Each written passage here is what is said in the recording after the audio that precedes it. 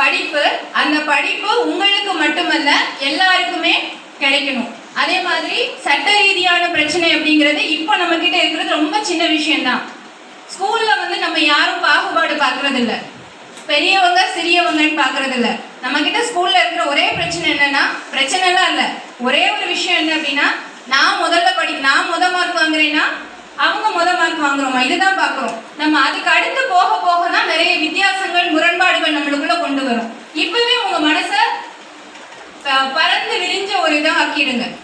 எல்லா விஷயத்தையுமே சாதாரணமா இல்லாம எல்லாமே வந்து நம்ம நண்பர்கள், நம்ம நல்லா இருந்தோம்னா, என் பக்கத்துல இருக்கிறவங்க நல்லா இருந்தா கடைசியில எது நல்லா இருக்கும்? வேண்டிய விஷயம் என்னன்னா, நான் நல்லா இருக்கணும், எனக்கு தெரிஞ்ச விஷயத்த நான் பக்கத்துல உள்ளவங்களுக்கு சொல்லி தரணும், அவங்களும் என்ன செய்யணும், அதை வந்து யூட்டிலைஸ் பண்ணணும். அதே மாதிரி 18 வயசுக்கு கீழே யார் இருந்தாலும் இருசக்கர வாகனம் 4 சக்கர வாகனம் ஓட்டுறதுக்கு உரிமை இல்லை. தெரியுமா உங்களுக்கு? தெரியும். இப்ப யாராவது ஓட்டா என்ன செய்வீங்க? நம்ம செய்யக்கூடாது. யாராவது செஞ்சு அதனால ஏதாவது விபத்து ஏற்பட்டுச்சுன்னா யாருக்கு பிரச்சனை வரும் தெரியுமா? யாருக்கு? அப்பா அம்மாவுக்கு பிரச்சனை வரும். நம்மளை பெற்று வளர்த்து நம்மளுக்கு ஒரு படிப்பு கொடுத்தவங்களுக்கு நம்ம பிரச்சனை கொடுக்கலாமா? கொடுக்கக்கூடாது. அவங்களுக்கு தெரியும் நமக்கு எப்போ என்ன செய்யணும் அப்படிங்கிறது. அவங்களே ஆசைப்பட்டு தம்பி உனக்கு ஒரு பைக் வாங்கி தரேன் அப்படின்னு சொன்னா கூட நீங்க என்ன சொல்லணும்? 18 வயசுக்கு அப்புறம் எனக்கு லைசன்ஸ் வாங்கினதுக்கு அப்புறம் என்ன செஞ்சா போதும்? பைக் வாங்கி கொடுத்தா போதும். நானும் பாதுகாப்பா இருக்கணும்,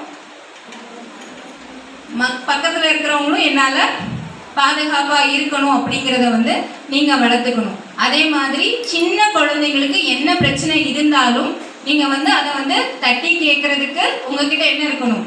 தைரியம் இருக்கணும்.